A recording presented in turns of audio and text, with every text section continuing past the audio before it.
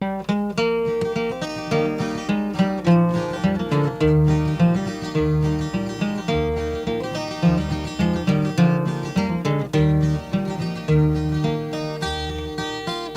everybody out there, Pete Richter, the old retired Baltimore City cop coming to you. We're going to talk about that other side of the badge. There's another side of that badge that they don't want you to know about, and we're going to talk about it a little bit. I pledge allegiance to the flag of the United States of America and to the republic for which it stands, one nation under God, indivisible, with liberty and justice for all. Before we get into these cops and all this crazy stuff they're doing, I mean, we got them in Maryland here, they're having sex with 14-year-old girls. They're supposed to be at the school protecting the kids, and they're having sex with them. But anyway, I want to capitalize a 13-year battle I've been in. And I have to make a decision soon. And my decision deals with the Supreme Court of the United States of America. And let me capsulize here what I'm talking about. If you've been listening to this show, you know what I'm talking about, but we might have some new listeners out there. I moved from Baltimore City to lovely Queen Anne's County, which is across the Chesapeake Bay from the Annapolis Naval Academy. And just like the Jeffersons moving up to the east side, want to get a piece of the pie after putting the kids through college, working 2 jobs most of my life, got to the point where I could buy a decent house. And my neighbors burglarized my house, this brand new house that I worked for. Burglarized it and did $22,000 worth of damage to it. The sheriff's department told me the neighbors did it and said they're going to get them. Well, these neighbors involved with drugs, stolen cars, you name it. Kids playing drums like they're crazy, 70 decibels, 3 hours a day. So anyway, to make a long story short, it took me about a week and a half to realize that the sheriff's department don't know what they're doing. They don't have a decent cop, I don't think, in that whole place. But anyway, all that's all that. So I started working my way for justice. The police, that's the sheriff's department of Queen Anne's County, their theory after the politics got involved was this, that I burglarized my own house for the insurance money. How ridiculous is that? All the insurance company did was repair the damages. And like I say, these bad cars, it's unbelievable what the police do in Queen Anne's County. I had one of the burglary suspects had for sale on the street, pickup truck listed to a man that owns a garage in Downingtown, Pennsylvania. History of 9 sales from New York to Florida and back again, displaying a Delaware license plate that had been expired for more than 4 years with a current sticker on it. Can write 15, 20 tickets on this. What does Lieutenant Paul Kelly of the Maryland State Police do? He warns the guy to move it because I'm complaining. Here comes the big rollback down from Pennsylvania to haul this pickup truck out of there. How do I know the neighbor was selling it, the burglary suspect? He had his phone number in the window with the for sale sign. And that's what the police do. And I could talk about 10, 15 other vehicles like that. And anyway, I started working my way up the food chain. When you get involved with the government, you think that there's honest people there. Well, they might be, but very few of them when it comes time to play the game. And each step of the way, you think you're going to get justice, but you don't. And you go step by step by step. And when they don't want to do their job, you got a hard fight. And I've been in a hard fight, but I've been in hard fights before. So, I mean, I went to the state's attorneys, and it's like talking to a brick wall. They people in power, police, judges, state's attorneys, politicians, they take an oath to uphold the Constitution of the United States. And if they don't, they're either cowards or liars. When they took that oath, they lied. And if they took the oath and didn't, then don't have the, and then when something comes down that they should champion and they don't, they're cowards. And they also lied to God, because when you take an oath, that's who you're taking an oath to, God. If these people are willing to lie to God, what do you think they're going to do to us? No wonder this country's in such bad shape. People take oaths, to do certain things, and then they don't have the courage to do it. Or they're lying. One of the two. They're either liars or cowards, as far as I'm concerned, and they lie to God. Man, that don't say much for these kind of people. And not that they're all that way, but too many of them are. So anyway, to make a long story short, I'm going to get to the nitty-gritty here, why I want to go to if I'm going to the Supreme Court or not. I worked my way up the food chain, get nowhere. Nowhere. They lie to you and look in you in the face and just lie right to you. And I wrote a 4-page letter to Governor Ehrlich about this corruption on the eastern shore of Maryland, Queen Anne's County. Never even responded to the letter. Never even responded. Attorney General's office, same thing. So I worked my way up to a Senator E.J. Pipkin for help. And he said he'd help me when he was running for office. Well, I voted for him, he got elected. So I went to him when he got elected, and he said, yeah, I'll help you. Well, he helped me all right. According to Captain Marty Knight of the Maryland State Police, Senator E.J. Pipkin ordered First Sergeant Earl Beville of the Maryland State Police to get me. To get me. And as Captain Marty Knight said this in front of 3 witnesses that I took with me to a meeting with him. And I didn't want to go to this Captain Marty Knight. I wanted to get to the superintendent of the Maryland State Police, a guy named Ed Norris, who prior to being the state police superintendent was the commissioner of police in Baltimore City, and later on he went to jail for absconding with the poor box money. So these are the kind of guys you're dealing with. So anyway, instead of helping me like the Senator E.J. Pipkin said he was going to do, he sends the police after me.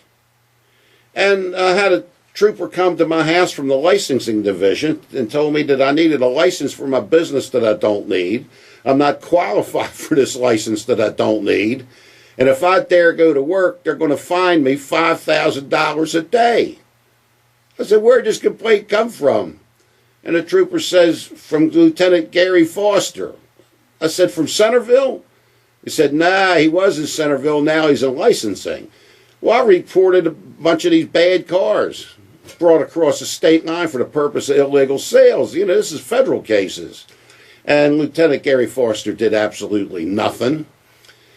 So I said, let's get it on. So I take on the Maryland State Police at the Waterloo Barracks, and lo and behold, I'm right. I don't need the license they said I needed. They're either dumb or they're so vindictive, or whatever the word we want to use, that they read the law and they don't read it to what it says. They read it to what they want it to say. So anyway, I wind up doing this battle with them, right? So while I'm over at the barracks there, I said, where did this Gary Foster get this complaint from? They said it was anonymous. It's impossible for a policeman to get an anonymous complaint without being able to prove it. He's going to have a letter. He's going to have a phone call. He either talked to the person, something, he's got evidence. Well, when I boxed him in, that's when I found out from the Maryland State Police that it was this Sergeant Earl Beville. Then the next step was to go up to that Captain Marty Knight, who said no, it was the Senator E.J. Pipkin. So I filed a complaint with the Maryland State Police, a Sergeant Kristy Meekins out of Salisbury, the Internal Investigation Division of the Maryland State Police. And lo and behold, she sustains my complaint. She tells me, she says, Pete, I sustained your complaint. You're going to be happy with the results. I was ecstatic. And the number up here, where I'm talking from, is 410-848-9191. Any police out there want to say I'm not telling the truth, call me up. Let's get it on. So she tells me that she sustained a complaint. The following week, I get a letter from the Maryland State Police that nobody did anything wrong and I'm not entitled to copies of her reports. Well, that sounds like Nazi Germany to me. That's what Hitler did with the Jews. He circumvented their rights through the military and with the police and took their rights. Well, that's what the senator did to me as far as I'm concerned. So I took my car, 88 Beretta, and vacuumed it out on video, got in the car and drove up to a place called Pier 1 where the politicians parked their vehicles with advertising on there, and I parked in the same exact spot where the Senator E.J. Pipkin parks a pickup truck with "Vote for E.J. Pipkin." So I parked in the same exact spot, got out with a bucket of real paint, put swastikas on my car. "Vote for Senator E.J. Pipkin." That's what I did to my car, and I also painted my phone number on his car. I also pasted a 4-page letter that I wrote to this Governor Ehrlich that he wouldn't answer in the windows. On the way up to this Pier 1, I'm narrating with the video on what they're going to do before they do it. And it's obvious that the car runs because I'm videoing myself driving up there. Well, I leave the car, and within an hour and 15 minutes, here comes the sheriff guys. Well, my windshield wasn't cracked when I parked it there. Now it's all of a sudden it's got a crack in it, and they're putting a repair order for this cracked windshield under my windshield wiper. Hello, you can't put a repair order on a parked car.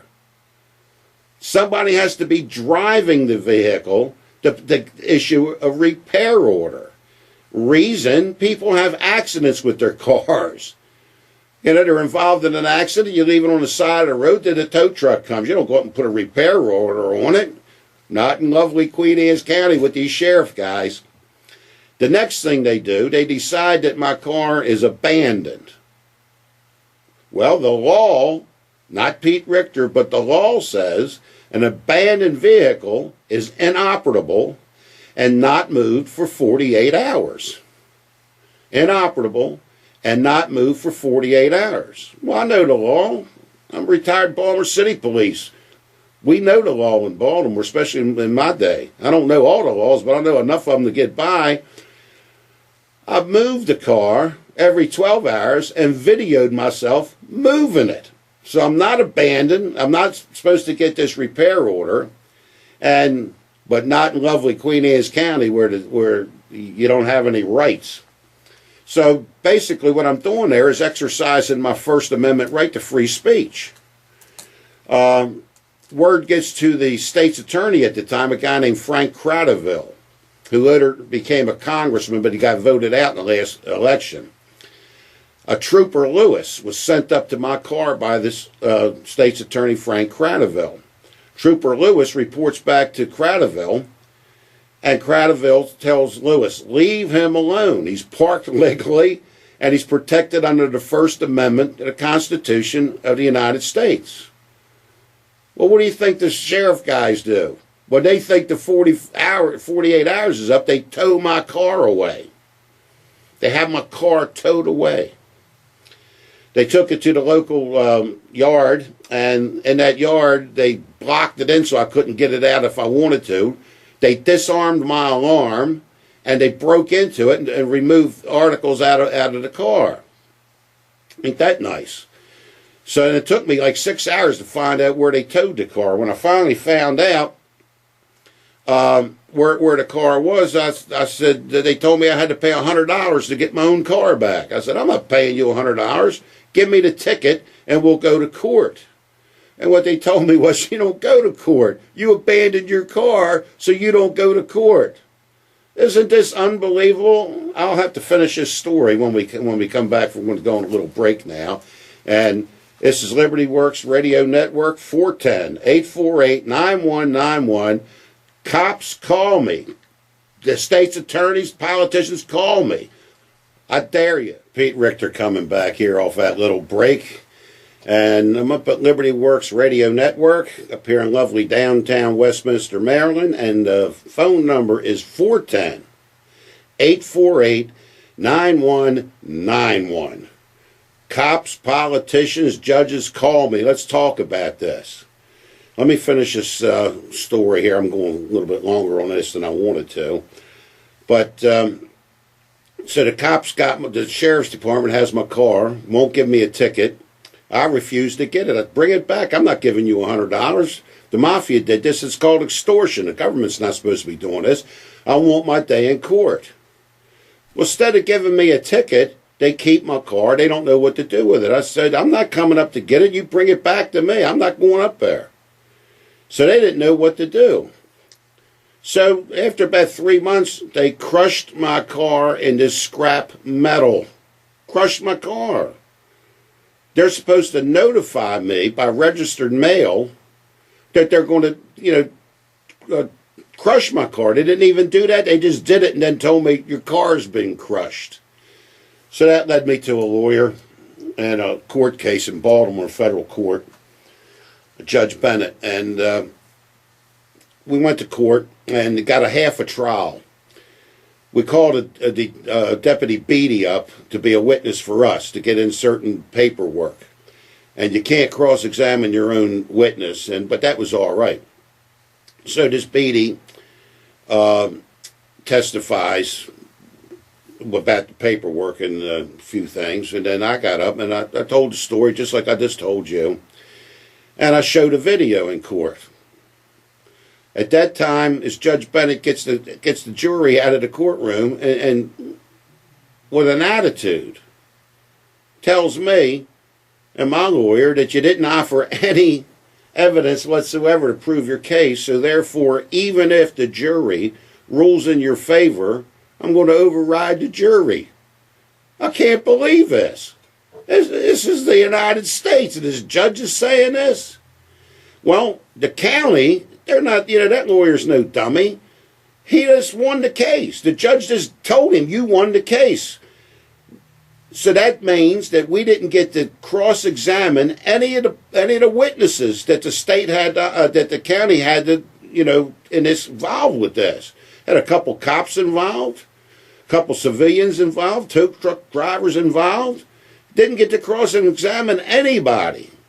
We go right to the final presentation. So my lawyer says, well, the law's on our side. We're still going to win. Reads the law. My lawyer reads the law to the jury 5 different times. Every time he reads the law, the judge tells the jury that's not the law. That can't be the law. Disregard that. So the jury ruled against me. The next thing you do, you got to appeal. So I appeal, and that goes to Richmond, Virginia. And I just got the letter from my lawyer Monday. He said, it started out like this, bad news, Pete.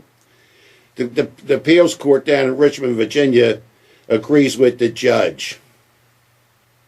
So, even though the law says what it says, even though they're wrong, these people do what they want. That's what's wrong with this country. This is a republic. And a republic is based on the law. If the law's not carved in granite, what good is it? What good is the law of people in power to swear an oath on the Bible, to uphold the Constitution, the laws of this land, just do what they want? So now I've got to make a decision. Do I want to go to the Supreme Court with this? And if I do, I got to put up $5,000 for the paperwork to get the ball rolling. Well, I've been fighting this crooked system for like 13 years. And you heard of nickel and diming. Well, they don't nickel and dime you. They $1,000 you. So I got to come up with another $5,000 if I want to go to the Supreme Court. And then the Supreme Court doesn't have to hear this case. If they decide they don't want to hear it, they don't have to hear it. But they'll have my $5,000 in their pocket. And this is what I come up with. You can't win if you quit. You can't win if you quit. So I think I'm going to come up with the $5,000 to go to the Supreme Court, and we'll talk about it every week, every step of the way on this radio show. And you'll see why this country is in the shape that it's in. And that's a shame. Brave men and women died, shed their blood for this country, for this Constitution, for our republic. We can't have these people doing what they want when the law says something else. That bewilders me as a retired cop. I mean, the law is supposed to be the law. but it sure isn't in Queen Anne's County in Maryland, and it's probably like that in a lot of places, across the nation. But let's talk about these crazy police that are out here today. Frederick deputy charged with child sex abuse. Deputy with the Frederick County Sheriff's Office, who was assigned to the Walkersville High School, was arrested Wednesday on charges of child sex abuse and fourth-degree sex offenses after he allegedly engaged in a sexual contact with a 14-year-old girl who attended the school. 14-year-old girl. You send your kids to school, you don't know what the teachers are having sex with the kids. They said they send police into the school to protect your kids from drugs, and they're having sex with the kids. This is unbelievable that this happens. And the deputy's name is Sam A. Bowman. He's 46 years old in New Market. And that's up Frederick. Frederick's like west of Baltimore City, about an hour west of Baltimore City. And Bowman drove her home from school 3 different times. And sat with her at lunchtime at the school, like boyfriend and girlfriend type thing. And the cops have these GPSs on their cars, so they know when he's at this girl's house. They went back and checked, and he's at the house in the bedroom with the girl, and supposedly having sex. And the sheriff of that county is a guy named Jenkins, and he's an upright, standing guy. And he'll do the right thing, as Jenkins will. But can you imagine that? The police having sex with a 14-year-old girl, and he's the guy supposed to be at the school protecting them. They had a detective in Baltimore City arrested. He lived up in Edgewood, and he was having sex with a 17-year-old girl that was a friend of the family staying at his house. So, sex with a 17-year-old, sex with a 14-year-old. Now, let me give you a true story about the police with sex. I went to a BJ store, and I'm leaving, and the guy wants to see my receipt, and I said, I don't have time, I'm not showing it to you, goodbye. And I walk, he grabs hold of me, starts wrestling with me a little bit. So I pushed him away. So I was on the way to work. I didn't have time right then to call the police, but when I got to work, I called the police and get a guy named Blankenship. They call him Jamie Blankenship. I don't know if his first name's Jamie or James, but his last name is Blankenship. And I tell him I was just assaulted by the store guard up there at BJ's. I want to file a report. He says, we're not taking a report. He's not taking a report. I said, it's assault. Well, you're supposed to let him search it. Well, no, you're not. No, you're not. But anyway, this Blankenship won't take the report. Well, the statute of limitation on an assault is a year. So, I made tons of phone calls, and the cops aren't going to do anything with these store guards that are, assaulting you because you won't show them your receipt when you're not suspect of a crime. And the reason is the cops are the security guards at these places. That's why they don't want to lose their part-time jobs. And big business has deep pockets. That might be part of it, too. So, anyway, 11 months after this, I want to go to the court commissioner. So I go out in Baltimore County to the court commissioner. The court commissioner I get was addicted to prescription drugs at one time. And anyway, this Blankenship's in there, but I don't recognize him. So this court commissioner gets real ignorant with me. So I stood up, I said, who do you think you're talking to? Blankenship comes up and grabs me by the arm, like I'm going to do something in there, right? Well, anyway, to make a long story short, I wind up leaving. The court commissioner won't let me make the charges, and this Blankenship's involved. Well, the next thing I learned about Blankenship, he's the school officer, the police that goes to the school down in the Dundalk area. And he was arrested because he was in the police car with one of them school kids, a boy, performing oral sex on Blankenship. Here's the police supposed to be protecting the kids. He's got one of these little boys, performing oral sex on him. So this is what you got to worry about when you call the police, ladies and gentlemen. If anybody in Baltimore County out there, cop thinks I'm telling a lie, call me up. Here's the number, 410-848-9191. There's that other side of the badge that nobody wants to talk about. I'm going to talk about it. And let me say that most cops go on that job to do a good job. They don't go on that job to be the bad guy. But they don't see any light at the end of the tunnel. They got supervision.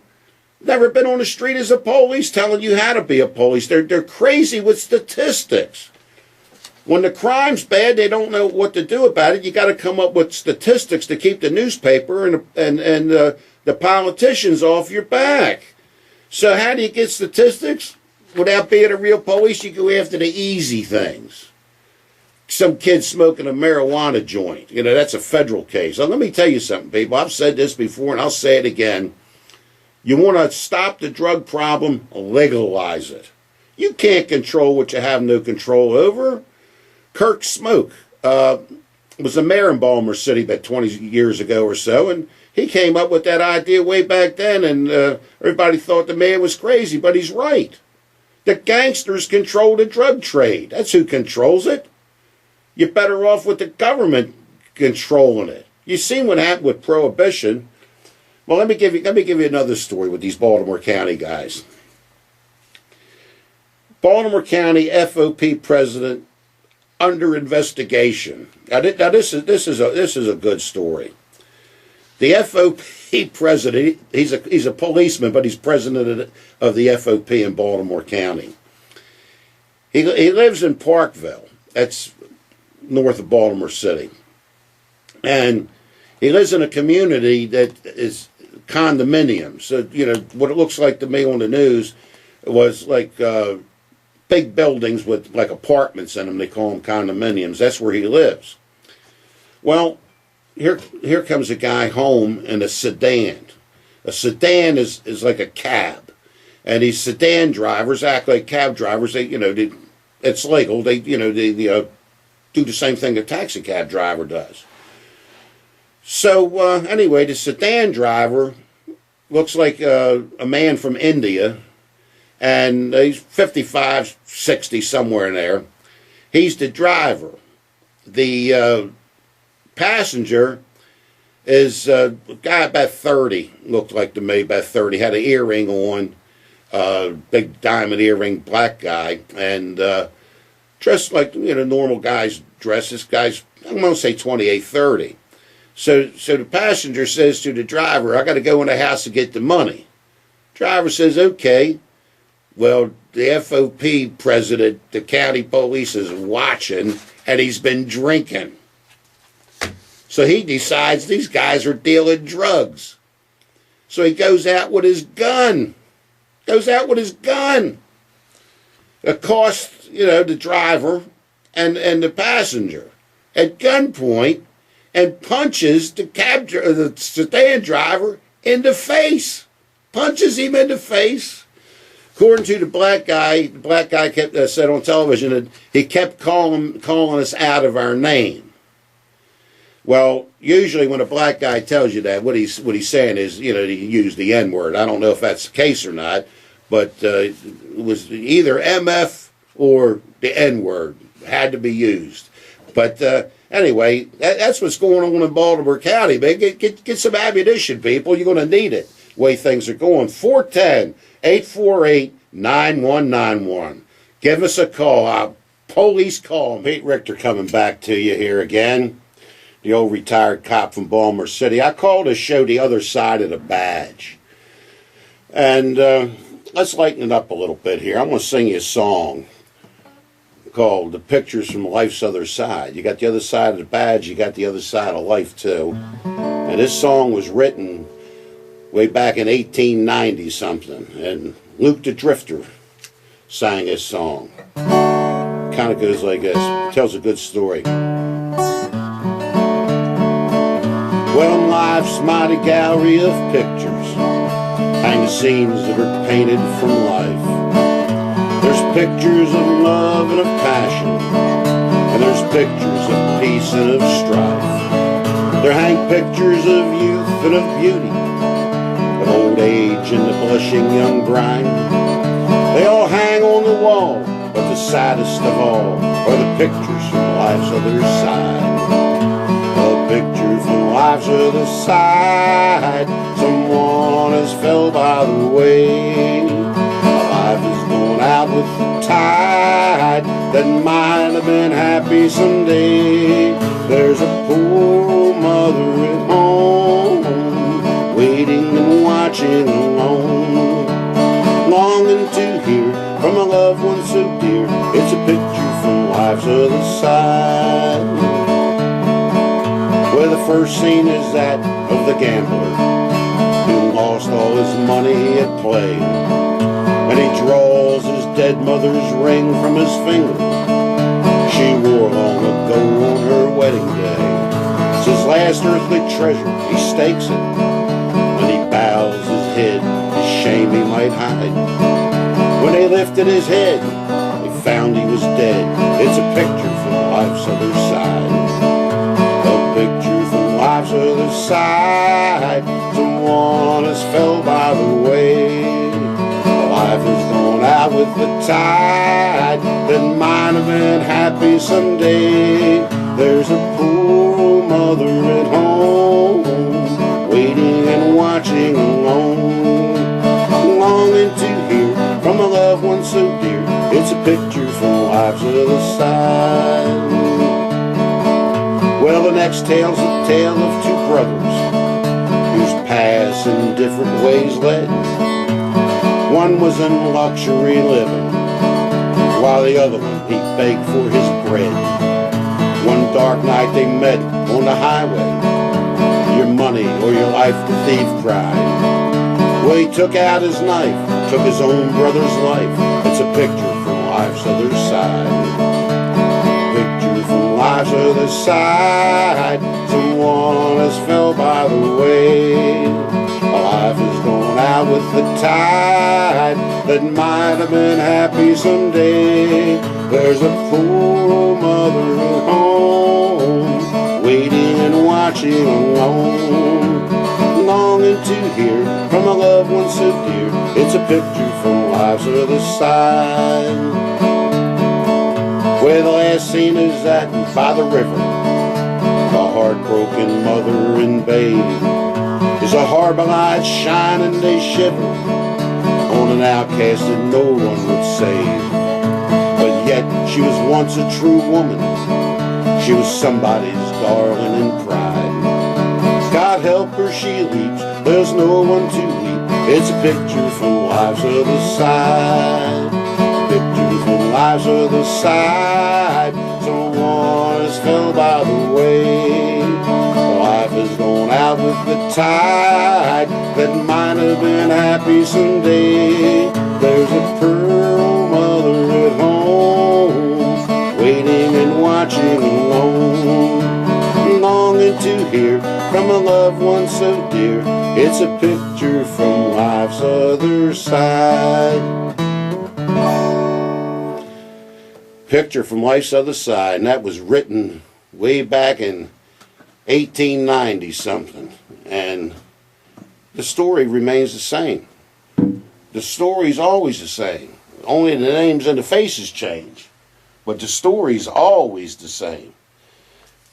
And that's why you can just about predict what what the future's going to be if you learn the past, because it's always that same story over and over and over again. And I said Luke the Drifter did that. Luke the Drifter's Hank Williams Sr., people. I'm 66. I remember Hank Williams. Matter of fact, my mother was a Russian immigrant. Came out of Russia when she was 9 years old to get her away from the communists. And her father had a grocery store in Little Italy on Pratt Street in Baltimore. And he was a Russian, but all the Italian guys called him Pete the Polak. I guess Russians and Polacks were the same to the Italians. But anyway, there was a place called Elmer's at Pratt and Light in the old days. And that's where all the hillbillies would sing. And my mother, as a young woman, can remember talking to Hank Williams on Pratt Street as he was walking down to play at Elmer's with his guitar. Little trivia. But anyway, let's get back to these crazy police, see what they're doing. Here's a good article. L.A. police chief, another king beating won't occur. According to the police chief in L.A., no more king beatings. And he attributes this to better training, more civilian oversight, and community-based policing. That's a footman. That's what I was. I was one of the last footmen in Baltimore City to work a full-time post in a bad neighborhood. And the footman stops crime. That's what a footman does. He gets to know everybody in the community. He gets to know everybody. The little kids, the old people, the school teachers, the principal, all the store owners. And guess what, people? Citizens don't want crime. And if they know that footman is going to do his job, they'll give him the information on the bad guys. Cops that they never get out of the police car. But one of the things that caught my eye on this article is he says, the police chief in L.A. says, one of the reasons they won't have a Rodney King beating is everybody's got a video camera in their cell phone. And the police are afraid to get caught. Well, lo and behold, you got, I think it's 4 states that have laws out where you can't film the police while he's working. How ridiculous is that? Here's the police chief saying no more Rodney King beatings because they're afraid of being caught on film. And you got 4 states, either it's illegal for you to film the police or they're trying to make it illegal. In the state of Maryland, anything you see in public is fair game. I had a Maryland State policeman named John Geisler, or Geisler, one of the two, I can't remember his name, threatened to shoot me because I had a video camera. And I videoed him doing bad stuff. He didn't like that. But he told me, if I reach for that camera late night, I'm liable to get shot. Well, this guy knows where I live. He knows my phone number. Why is he doing this to me in person when I just happened to run into him at the courthouse? That was a threat as far as I'm concerned. It's a threat legally, but the state's attorney, Queen Anne's County, don't think so. And if you go to the YouTube, ladies and gentlemen, go to YouTube and look up Pete Richter videos. And Richter is R-I-C-H-T-E-R. One word, Pete Richter videos. And you'll see these things that I talk about on there, and you'll see these shows on there. But the state's attorney got so upset because I have a video camera, he calls my cell phone and leaves me a threatening message that he's going to lock me up if I come up to the state's attorney's office, which is in the public part of it, not his office, but the vestibule that's open to the public, the waiting room. He's going to have me arrested, escorted out there, take my camera from me and everything else. So I told him, go ahead and do it. But if you get on the video, you'll on Pete Richter videos on the YouTube, you'll see a clip. It's a picture of a girl. Click on that one, and you'll see me, my wife, and my son going up to make a complaint about this corruption, and the police threatening to shoot me. And you'll see me letting them know I got the camera. It ain't like I'm hiding anything. And you'll at the last part of that clip is a picture of my cell phone with him threatening me. Unbelievable. And they get away with it. Here's another good one. Cops sell D.C. residents fake marijuana. Police do a raid and going after the marijuana smokers, and they get a guy that's like the Domino Pizza dude. He goes around delivering marijuana like the Domino Pizza guy delivers a pizza pie. So they grab him and they get his cell phone. And his cell phone keeps ringing, people calling up making orders. So they decide, well, we're going to go deliver. But they don't have marijuana to deliver, this fake marijuana. They're out there locking people up for what they think now. And against the law to have a material that's not illegal. They might think it's marijuana, but it's not. They had to let all them people go that they locked up. It's just crazy what's going on. But why would they even think of doing something like that? But the police said the guy's phone rang every 90 seconds. Every 90 seconds he's getting a delivery. He's making more money than Domino Pizza. It's unbelievable. Oh, here's in the same article. African American pot smokers are arrested about 8 times as often as white pot smokers. So if you're a black guy, you got your chances are 8 times greater to get locked up for smoking a joint than a white guy smoking a joint over there in Washington, D.C. And anyway, I don't want them arrested. They made a whole ton of arrests, and nobody went to jail, or nobody's facing any consequences. The state's attorney over there, a guy named William Miller, says he's not going to prosecute any of the cases resulting from this investigation, but he won't say why. He's just not going to prosecute, but he don't say why. Maybe you got to say "Mother, may I" to get him to answer. I don't know, something crazy with that. Here's another one. Well, I'll save that one for next week, but where I don't have it with me here, but I'll tell you this one off the top of my head. They're having a here it is, tear gas attack at barbecue cookout.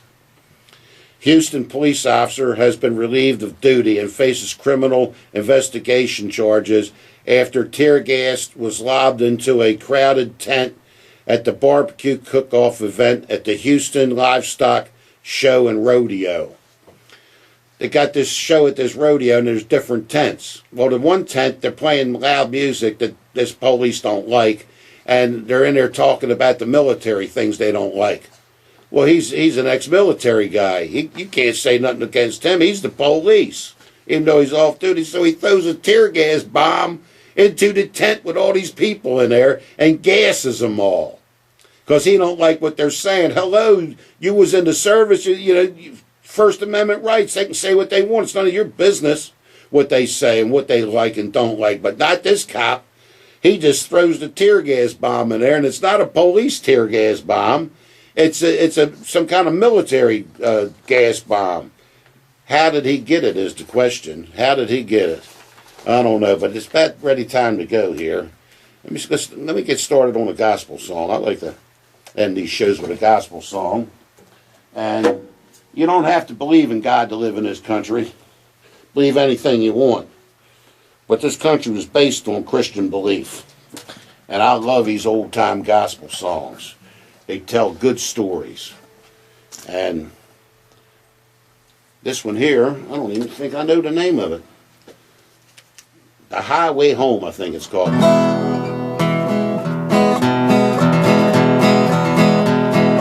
Going toward the sunset at time, traveling the highway home.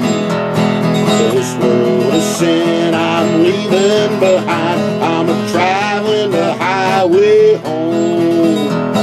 Oh, Satan said that I'd never be traveling the highway home. When I resisted, he had to flee. Now I'm traveling the highway home. Traveling the highway home. I'm a-traveling the highway home. So narrow the way, thank God I can see I'm traveling the highway home. Well, sometimes the road gets weary and long, traveling the highway home. But in my heart there's always a song, traveling the highway home. Jesus has set up a marker for me, traveling the highway home. The law in the Bible is plain as can be, and I'm traveling the highway home. Traveling the highway home. I'm a-traveling the highway home. So narrow the way, thank God I can see I'm traveling the highway home. See you next week, ladies and gentlemen. Pete Richter, the old cop, signing off. God bless America, and if that's politically incorrect, too bad.